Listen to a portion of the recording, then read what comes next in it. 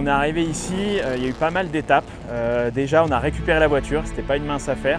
Je peux vous dire une chose, dès qu'on a débarqué avec la RS01 aux vérifications techniques, il y a eu plein de monde qui sont venus voir la voiture. Parce que forcément, ils ne l'avaient jamais vue. Et surtout, il y avait pas mal de gens qui connaissaient Renault. Et la chose qui m'a tout de suite frappé à Pikes Peak, c'est la diversité.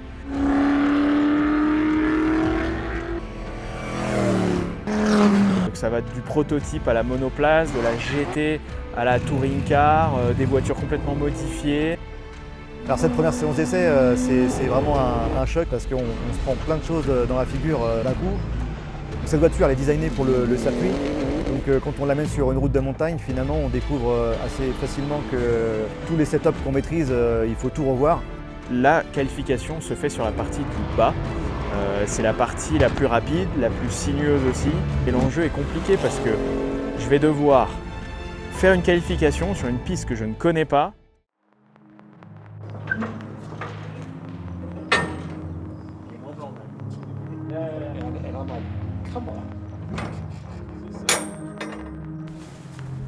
Bon, c'est vrai que depuis qu'on est arrivé ici, il y a eu pas mal d'étapes.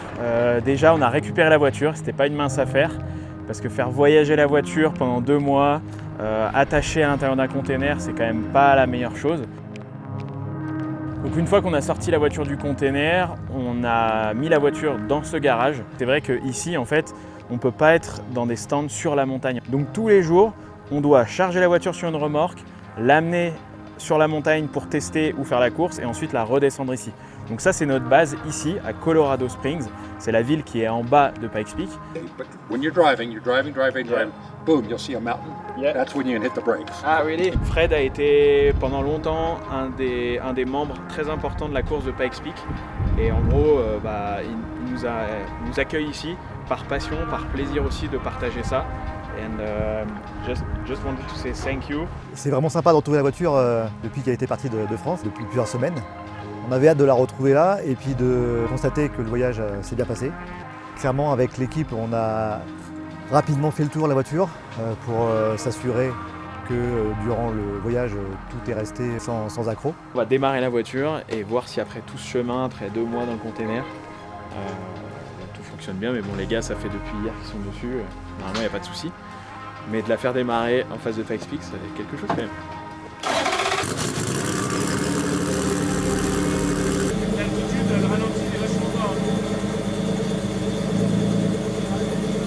J'aurais jamais pu en fait me dire il y a plus de 10 ans que cette voiture qui a roulé principalement en Europe puisse un jour poser ses 4 roues aux États-Unis et d'entendre effectivement la petite sonorité du moteur de la RS01, c'est vraiment sympa dans l'environnement américain. Donc après, c'est vrai qu'on rentre dans la semaine de course de Pikes Peak parce que ça dure une semaine et on commence par les vérifications techniques. C'est assez différent, je dois dire, de ce qu'on connaît en France et même en Europe. Ils ont leurs règles à eux. En plus, ils ne connaissent pas cette voiture. Donc les médecins nous ont bien dit que si on avait le moindre problème avec l'attitude et tout, on pouvait aller les voir. Tout le monde est vraiment chouette, très professionnel. Et là, surtout, ils nous ont remis la fiche qui va nous permettre de passer les vérifs techniques. Donc voilà, je crois qu'on passe dans 2-3 voitures, donc j'espère que ça va bien se passer. Je suis vraiment habitué à passer un certain nombre de contrôles techniques dans différentes disciplines. En Amérique, c'est complètement un monde à part. Finalement, quelque chose qu'on maîtrise assez facilement depuis des années, on repart un peu de zéro. On découvre vraiment un peu leur mentalité qui est différente, avec des règlements qui sont très particuliers à eux. On voulait que cette voiture ait un look proche des véhicules de série, ce qui du coup en fait nous a permis, dans le même esprit, d'amener la voiture ici dans la catégorie Pikes Peak Open, qui justement en fait regroupe des véhicules avec des lignes qui sont proches des véhicules de route de tous les jours.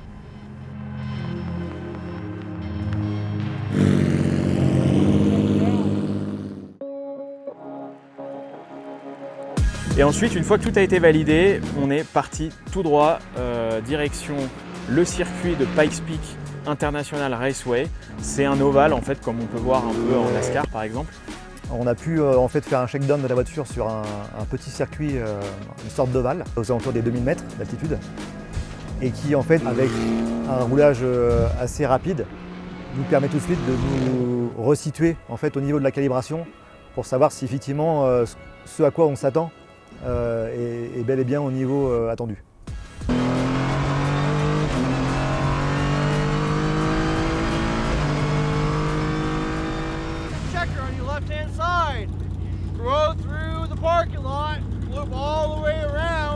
Ma première section d'entraînement était dans la partie haute. Parce qu'il faut savoir qu'il y a 3 secteurs à Pikes Peak et que en fait, pour les essais, on ne fait jamais la montée entière. On fait secteur par secteur.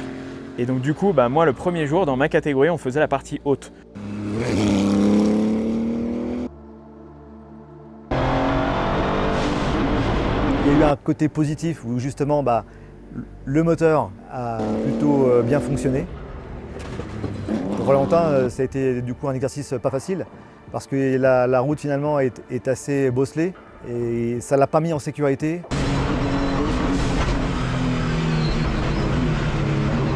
Là, clairement, on est tout en haut d'une montagne avec des énormes précipices qui font que les risques sont assez élevés.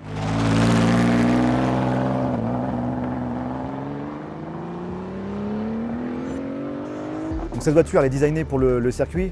Donc quand on l'amène sur une route de montagne, finalement, on découvre assez facilement que tous les setups qu'on maîtrise, il faut tout revoir. On a dû improviser des réglages complètement différents de ce qu'on maîtrise, de manière à faire en sorte que la voiture puisse vraiment coller à la route.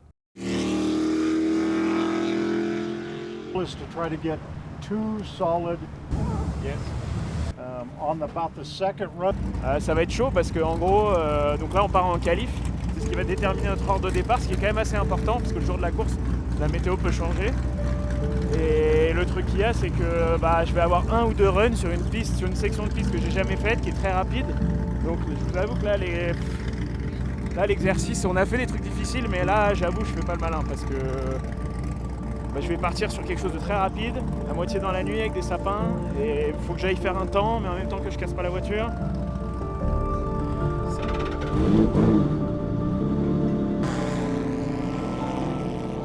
Alors ça pourrait pas être anodin parce que ça reste une course de côte, donc on est tout seul, mais l'ordre de départ est quand même assez intéressant parce que souvent le matin ici il fait beau, la météo est plutôt bonne et surtout quand on est dans le premier, ça permet de choisir sa position et d'être dans les meilleures dispositions pour partir correctement.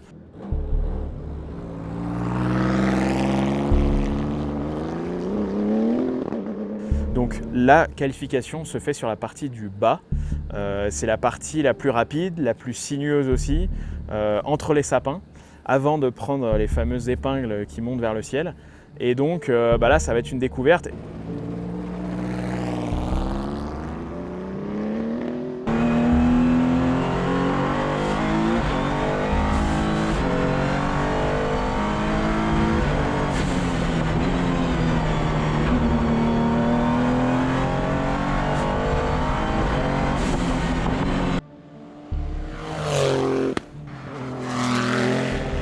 Ce que je peux dire, c'est qu'on est rassuré parce que ce qu'on a fait par rapport à la section de la veille et les problèmes qu'on a rencontrés sur le châssis ont été grandement résolus. Je termine 3e de ma catégorie aux qualifications sur 23 concurrents. Une réalité qui nous rattrape, c'est que ni moi, ni l'équipe, ni toutes les personnes qui sont dans ce projet-là n'avons déjà participé à cette course et nous, on découvre tous les jours des choses qui font qu'on ne peut pas être au top tout de suite. Mais déjà, de se dire que je vais partir 3e de ma catégorie et jouer potentiellement un podium à Pikes Peak, l'enjeu vaut vraiment le coup et je trouve que voilà, faut rester focus et si tout se passe bien, ça peut le faire.